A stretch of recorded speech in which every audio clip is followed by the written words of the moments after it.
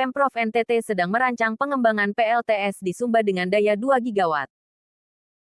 Termasuk melakukan koordinasi dengan berbagai kementerian dan pihak terkait agar proyek monumental ini bisa dijalankan.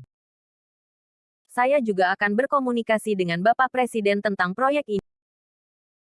Kalau proyek ini bisa dilaksanakan, maka ini merupakan PLTS terbesar kedua di dunia setelah China yang telah mengembangkan PLTS 2 gigawatt lebih, jelasnya. Ada banyak investor baik dalam maupun luar negeri yang tertarik dengan investasi pengembangan PLTS Sumba ini.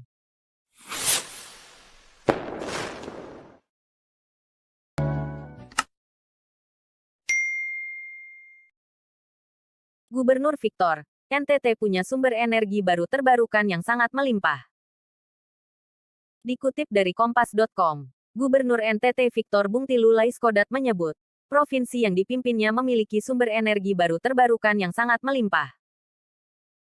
Sehingga, sangat dibutuhkan dukungan pemerintah pusat agar sumber energi tersebut dapat dimanfaatkan untuk memasok kebutuhan listrik nasional. Bahkan menurut Victor, bisa diekspor hingga ke luar negeri. Victor menyampaikan hal itu saat menerima audiensi Komisaris Utama Grup Suryagen, Sony Craft bersama anggota Dewan Redaksi Edi Widiono, di ruang kerja Gubernur NTT, Senin tanggal 20 September tahun 2021. NTT punya potensi sumber energi baru terbarukan yang sangat hebat.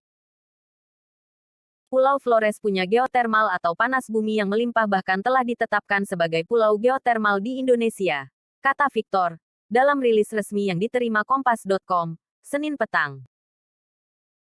Selain Flores, lanjut Victor, Pulau Timor dan Pulau Sumba, berdasarkan penelitian para ahli memiliki intensitas sinar matahari terbaik di Indonesia. Victor menambahkan, khusus di Pulau Sumba dan Timor juga ada sumber energi angin. Juga masih ada sumber energi dari arus laut dan air, kata Victor.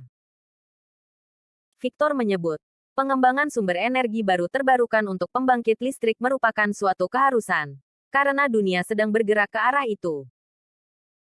Ia mengatakan, masyarakat internasional sudah mulai meninggalkan sumber energi listrik yang bersumber dari fosil. Suka atau tidak, negara kita juga mesti terlibat di dalamnya, ujar Victor. Pemprov NTT sedang merancang pengembangan PLTS di Sumba dengan daya 2 gigawatt. Termasuk melakukan koordinasi dengan berbagai kementerian dan pihak terkait agar proyek monumental ini bisa dijalankan. Saya juga akan berkomunikasi dengan Bapak Presiden tentang proyek ini. Kalau proyek ini bisa dilaksanakan, maka ini merupakan PLTS terbesar kedua di dunia setelah China yang telah mengembangkan PLTS 2 gigawatt lebih, jelasnya. Mantan Ketua Fraksi Partai Nasdem DPR RI itu menjelaskan, proyek ini rencananya akan menggunakan skema business to business B2B. Karena itu, tidak akan menggunakan APBN, tetapi memberikan manfaat yang besar untuk negara. Sudah banyak investor baik dalam maupun luar negeri yang tertarik dengan investasi pengembangan PLTS Sumba ini. Karena proyek ini sangat besar serta sumber energinya bisa diekspor ke luar negeri. Tentu kita ingin agar investor yang dilibatkan harus banyak dan kalau boleh berbentuk konsorsium, kata Victor. Victor mengaku, sudah ada investor dari China, Italia, dan Singapura, yang tertarik menggarap mega proyek ini. Begitupun dengan investor dalam negeri dan investor lokal. Karena itu kita minta dukungan pemerintah pusat agar proyek ini bisa berjalan, ujar dia. Victor mengemukakan, proyek ini akan punya dampak ekonomi yang sangat luar biasa multiplier efek bagi Provinsi NTT. Karena ini tidak hanya berkaitan dengan masalah listrik, tapi juga industri, perdagangan, kesehatan, peternakan, pertanian, akomodasi, pendidikan dan aspek lainnya. Kalau kita sudah punya energi yang murah, maka apapun kita bisa buat, kata dia.